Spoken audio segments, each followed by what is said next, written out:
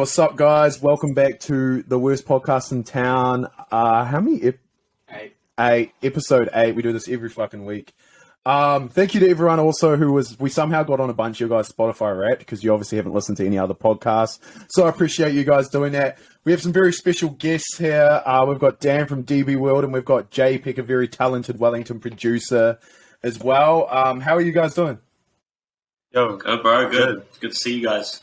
Yeah, you too. For anyone who doesn't know what you guys do or doesn't know much about the New Zealand hip-hop game, who are you guys? What are you doing? Like, give everyone a bit of background on yourselves. I've been directing music videos for local artists for about 2 years. And I just recently, this year, started a platform called DBWRLD where I put all my content and along with rap ciphers and, more stuff on the way next year. So, yeah. That's good. Yeah. I'm from Upper Hutt and then moved into Wellington this year, and I've been working with Daniel here, doing a lot of audio engineer work, producer work. I've been making music for 6 years now and started to really ingrain myself in the Wellington scene and trying to build up artists around me and build a community. Yeah. What are your guys like kind of individual goals? I know you just said you're trying to build a community and all that, but how about you, Dan? What's your kind of individual goals? My end goal would be probably just to make cool shit for a living. And I love music too, so that's something I want to do with video being probably like my biggest passion. I want to get into like events and clothing as well. Just like any content surrounding the New Zealand music scene and kind of building that up and just seeing where it can take me. Just working with like-minded people and just having fun is the main thing, I guess. Yeah. Did you say what are our goals? Yeah, like what are your individual goals? Like, what's your end game? Like with where you're working right now? Yeah, I guess in terms of my business, as I said, I'm really ingrained in the Wellington scene, so I really want to create like a sound for New Zealand in terms of hip hop, or at least help establish that. Even if we don't get there right now, I want to be someone who helps push that and at least start it. So that's a big goal for me, and I'd love to be one of the biggest producer engineers in New Zealand. It's definitely one of my bigger goals. That's gas. So do you guys want to, I watched your cypher when it came out and it was sick, and it's been so cool to see the likes of them, like, even on like Cuff Boys stream and shit like that. Whose idea was it for the cypher, and like who's on the next one as well? It was my idea. I don't even know if you guys watching like on the next one. So yeah. Ooh. Taking it back to the first time, that was my idea, and I brought Jpec on pretty early on with the idea, and it was something that had never been done before. I think there's been ones done in New Zealand, but not quite on the level we did.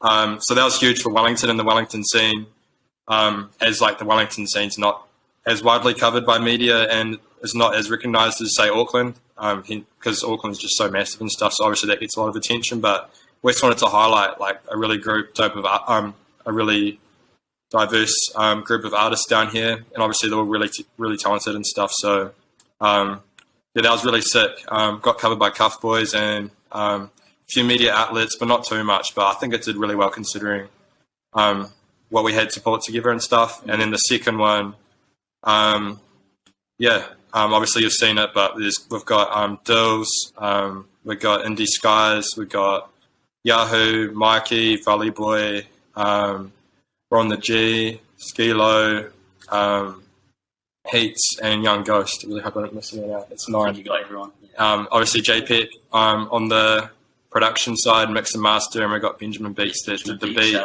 He's fire as fuck. And I did the video and like a whole bunch of other people that came together to make it all happen. I think on the day we had like a crew of about 10 people helping make the video, and then all the artists came, they all brought mates and stuff, so it was actually like a real big shoot, and we pulled it all together somehow. But you'll see on the behind the scenes, it was quite a mesh, but we got it done.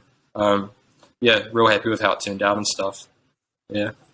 Do you have any, with so many, like people in one area trying to, get this final project, I guess, done, did you have any like crazy incidences or anything kind of happen on the set, at the time? Oh, where do I start? Shit, bro. Yeah, well, it was all like a one take. So like any little thing that happened, we had to start again. I think the first thing was like we had like traffic wardens on, and then we already knew like people in Wellington can't drive, like if you don't know already, but they were like high visors. I'll just like stop, like put their hand down and stuff. Obviously you're going to stop, but like cars were just swerving them a couple of times there, and we had like artists crossing the road and stuff, but like nothing too close, but it was just a bit like come on, like it was pretty hard to pull off. Then the elevator broke, I don't know, maybe like 2 times. I'm in Quantum, which is a bit like an infamous apartment building in Wellington. And yeah, that broke a couple of times, and then I think we got on like the 4th take. It was in like over 2 hours, so we're pretty happy with that. But there was definitely a point on the 3rd take where elevator broke for the 2nd time, and it just felt like a completely impossible way. But yeah, everyone really like believed in me and backed my vision, and we pulled through. And when we got that final take, it was just like the craziest feeling ever. It shouldn't have been that difficult, but like when we got it, man, we're just so happy. We all watched it back on the TV right away, and it felt like a really dope moment. I felt like we were part of something special, and yeah, I'm excited to see where it goes. Yeah, it's real dope. That's sick. I saw on the behind the scenes of your last Cypher, did you guys say there was people throwing shit? Yeah, bro. Yeah. What happened there? What was it about? I can't remember. I think some people just like had a nosy and just threw some water off. Yeah, because it was outside his apartment, and then there were people like on the top floor drinking or something, and they were just, like watching the whole thing out the window, and they were just fucking like, throwing shit and yelling shit out the window. Yeah, you get that, but yeah, it's alright. Every shoot, you just never know what's going to happen, eh? Like especially when it's not a super controlled environment. Yeah, it's pretty crack up. Have you guys? I've done a few shows in the past and shit, and so I understand that dealing with, I won't name anyone, but dealing with artists can be really fucking difficult. Have you ever had like any like when you've done videos, or even like any mixing or mastering for anybody, Jpec? Like, have you ever had, without naming anyone, because New Zealand's so small, like have you ever had any like really annoying fucking incidents or like shit like that? Because I feel like some. Yeah, I feel like some New Zealand artists, like, there's a couple of people I feel like they release a few songs and they're like, their ego's grown so much and they think they're going to get like a fucking red carpet rolled out to them before a show. There's a few people I've dealt with like that, so I'm kind of curious to know from like your perspective. You're talking about tall poppy syndrome. Yeah. That's real. And you do encounter that, man. Like, that's just part of being in this position. And yeah. It is like common traits in music industry, yeah, especially, but I think any industry. But yeah, I've had my run with obviously you can probably guess what's happened and stuff. Like obviously get fucked around a lot with money starting out, but everyone recently has been real good, so I can't really say anything. I don't really want to talk about it now, but with the Cypher, I think we had like the second one the week before we had 4 artists pull out. It was about 4 artists, so like last minute I had to suss 4 artists to fill that spot and submit verses and stuff. So even like I'm planning a few more now for like Auckland and Hawke's Bay and some more Wellington ones, and I think about like 70% of the people that say they want to be on it and fuck with the beat, they end up pulling out for different reasons. But yeah, but it's really dope to find the people that are committed and take it seriously and take you seriously, and those are the people that I do this for. Because at this stage, for me, it's not my full-time job or anything, but I'm just doing it for the love and because it's fun. And as soon as it stops being fun, I'll stop doing it. But what do you think of like we've had seeing the scene growing, everything that's going on? Yeah. We've had a few. We've obviously had guys like Kid Ray and like Little Bubblegum and that on so far in our short history of our podcast. Like, what do you think of the state of New Zealand rap? Like, do you think it's hit its peak yet? Do you think it's going to grow a lot? Like, who are you guys watching out for as artists as well? Is there anyone that's like majorly on your radar? Definitely hasn't hit its peak. Definitely hasn't hit its peak. That's for sure. I think we're still finding ourselves as a country and our sound. And I've had a lot of conversations with people, and I don't think I have the formula, but I know that a lot of the countries that are doing well with their own sound are countries that have found a way to like embrace their accent and do it in a unique way. Like, the UK with drill, they embrace their accent. America obviously has been around for a while with their accent, and then Australia just recently found out how to embrace their accent. Even though they kind of draw from UK drill, like they figured out how to implement the accent in a way that was unique to them. And so I think New Zealand just needs to find a way that we can stop trying to emulate Yeah, other people and pretty much. implement our own uniqueness, if that makes sense. Yeah, no, it does. Yeah. Yeah, no, that makes, yeah, I And guess it one way is of about looking that. at it is like we're such a small country, and obviously all the top artists in the world are from overseas, like typically from the States and stuff, or the UK. So like, inspiration breeds creation. So I feel like a lot of people are looking at artists that are big overseas and kind of emulating, and that's just kind of a lot of the art history. Even with my stuff, I mean, like I'm not too inspired by any New Zealand directors or videographers, but yeah, I don't know. I think it's a really exciting time for New Zealand music, and especially with the likes of Bubblegum, Latoa, Sempre. I could talk about so many dope artists. In Wellington, like Mikey, I can't really name too many names about, because there's just so many people to name that are dope right now. Yeah. But yeah, I think it's a really exciting time, and I think hip hop's about to get huge here. I think the underground scene's about to take over. Yeah, for sure. But yeah, I think just reiterating what I said before, I'm not disrespecting other people who are like drawing inspiration from America and stuff. I think that's amazing. I'm just saying that, we have something really good right now, but I think we still have a long way to go. Yeah. And big respect to everybody who's doing well. I think, like Little Bubblegum Man's doing 20 million streams on. Yeah, it's ridiculous numbers. Yeah. Like, that's insane. And Yeah. that makes us proud to be from the same country. That's it. No, for sure. It's dope to see him get recognised finally as well. From he's on 2 festivals now, isn't it? I don't know. Yeah.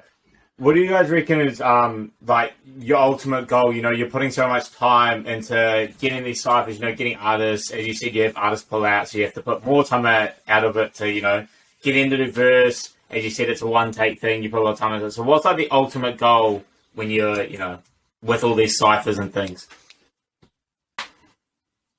At this stage, it's such early stages, but it's all part of the bigger thing, like building up a kind of a dope community of like-minded people, and kind of just having fun and hopefully making a full-time living off of it at some point. But I'm just taking my time, and between videos, events, and clothing and stuff, I reckon it's totally doable. But I just want to build the scene up with me, and kind of I don't know. I just want to. There's so many dope, talented artists, and I kind of just want to shine a light on them and hope to see them in the spotlight sometime soon. Yeah, I feel like there's a lot of dope artists that don't get the love they deserve. It's I think slowly the New Zealand scene's moving away from, and it's no disrespect to anyone else doing it, but just the straight boom bap old school stuff. I think New Zealand's slowly moving into keeping up with a recognised sound, and it's like I said to Bubblegum at one point, I think one reason he's blowing up so much is because his sound's also current in the United States. I feel like we're always behind, and things like fashion and shit as well. New Zealand's always behind, and there's one thing I've figured out. So I think that's what's working, and I feel like if New Zealand can keep doing that with the music scene, I think shit's going to get crazy. It won't be long till we get our own Kid Leroy here or something like that. I think it's coming. Yeah, and I think it'll pay off, yeah. Yeah, for sure. I'm real excited for international artists to start coming back, just as well as this sound coming up so hard with Bubblegum and stuff. It'd be dope to see the likes someone like Snot or Leroy here. I think he's coming July. Yeah, I think Leroy is so dope to have international artists back. We really need it. How did you guys deal with both lockdowns? Did you guys? No, obviously you couldn't have shoot any videos, Dan, or anything like that. How'd you guys keep busy or keep focused on growing what you're trying to do here, or growing your own small business or something? The first one, I wasn't doing videos too hard at the time, so I wasn't super inspired. So I just took the time to just live life, chill, and then I came back super motivated. And then started this year, I kind of started going real hard with my own stuff, and kind of made my own YouTube channel to post my stuff. So I feel like I've been doing videos for a while, but the way I've branded them and started to take them more seriously has been more of a this year thing with the cyphers and stuff too. So I reckon the lockdowns, everyone can kind of utilize them in their own way, but I kind of use mine as a reflection and just taking a step back and kind of just chilled. And because you do need that time when you're burnt out to just live life and get inspired again and kind of think about things and stuff. So I think a lot of us have probably been in that position over lockdown, being isolated. We spend a lot of time thinking and conceptualizing things. So that's I'm fortunate in my position that COVID didn't really impact my line of work because I can do everything remotely from my studio at home. So I was pretty fortunate in that regard. But yeah, on the same page as Daniel, just a lot of reflection, a lot of self-reflection time, spending time with friends and family, and really making sure that I'm doing things for the right reasons. One question I have for you two is, and I'm asking it from a place of personal interest as well, because of some things we've got going on behind the scenes. Do you think within the next 5 years, New Zealand would have enough behind it to do the likes of a festival where one of the leading genres is mainly rap? Because I don't know, like the electronic scene is so huge here, and if you even look at the likes of when Bay Dreams had their lineup, or if you look at any of the lineups, Audiology touring or anything, it's all electronic music, you know, like the drum and bass and EDM. Do you guys think within the next 5 years, the way things are going, you could probably drive a proper, somewhat festival with a few thousand people, with rap being one of the main genres here? Oh yeah, fuck yeah! I reckon in 5 years' time, it's totally doable. I can totally see that. I know, like, most people listen to hip hop. I know drum and bass is huge, but like, I feel like the way things are going and the artists that are coming up right now, and just the whole movement from like different people all across the country pushing the hip hop scene. I think in 5 years' time, and all the new artists that will be coming through as well. Yeah, I could totally see that happening. Just a matter of getting like a big headline or like some bigger artists leading up to that to try to like build up to that festival level kind of show. But yeah, I could see that happening. Yeah, I hope so, man. I hope so, because it'll be really good to see. It'll be good to see some, big local artists on like the big festival lineups, and that being kind of like what everyone's looking forward to as well. Yeah. But like we don't really have any control over what the people want, and right now it's drum and bass, and everyone loves that, and I mean I love it too. Yeah, no, for sure. I feel like it is hard to, switch, just flip a trend, switch it. Not a trend, but yeah, flip everyone's interest. You can't just do it straight away. It is an overtime thing. It will, take time. Yeah. And I feel like it's going to be one of those event situations where, or like, festival situations where the first year or two, that's where you want to build the hype. Do you know what I mean? That first year or two is going to be the biggest if people will keep coming year after year, like something like Bay Dreams or whatever. Over a 5 year period, like I remember looking back at the Bay Dreams poster for 2016 or 15, and they don't have like anyone huge, like they had like a couple big local kind of artists, but like building up over a 2, 3, 4 year period, I reckon it's totally doable to get like a top tier, not top tier, but like kind of like a more well known international artist to headline and kind of pull that off. Just about building and doing it in the right way, I think. But yeah, someone could definitely do it. Like in 5 years for sure. No, it's going to be it's an exciting time for New Zealand music. I felt like me personally, like maybe like 2 years ago, I felt like in some aspects I was watching it die before COVID. In some ways, just small little things, but I think it's very exciting what we've got coming through. Did you guys want to shout anything out before we closed up, or give everyone a bit more of a heads up about the Cypher and what time it's going to drop, or anything like that? Yeah, so the Cypher is dropping tomorrow on at 6 p.m. So it's going to come out on the 15th. So 6 p.m. it's going up. We've got an exclusive Spotify mix mixed by Jpec, dropping on the 16th as well. And yeah, go run it up, go show some love, share it around. It's all for a good cause, supporting local artists and stuff. Yeah. So there's lots more on the way too coming next year. So and just thank you for the love, letting us on the podcast and stuff, and for everyone that watched the first one. It's been great having you guys on. This is what we want to do, like pop culture, music, all I'm really excited. Shit, so I'm real glad. You guys should honestly, it'd be so sick to see something like New Zealand on the air, the funding. Right now, if we want to build this, like it's about getting behind you guys in the future. Yeah. What was that, bro? All right, guys, make sure you check out everything else. I'm going to link everything of Dan's and Jpec's. Even if you think you've got bars, make sure you hit up Jpec, get some work done by him. We'll get some videos done. Everything you need is right here. So I appreciate you boys coming on. Thank you for your time. And thanks for having us, man. Thanks, bro. Cheers, legend, bro.